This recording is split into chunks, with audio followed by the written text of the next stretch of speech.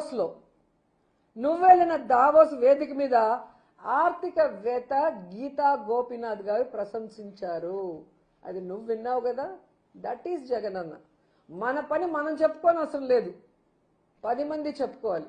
ఈరోజు నువ్వు చేశాను, నువ్వు డబ్బా కొట్టుకోవటమే తప్ప అది చేసింది జగనన్న విషయం ఆర్థికవేత్తలందరికీ తెలుసు. కాబట్టి వాళ్ళు పబ్లిక్గా ఈరోజు జగనన్నని అభినందిస్తున్నారు. ఇప్పటికైనా సిగ్గు తెచ్చుకోమని మీకు తెలియజేసుకుంటున్నా. ఎందుకంటే 100 ఏళ్ల క్రితం బ్రిటిష్ వాళ్ళు చేసిన సర్వే ఇది.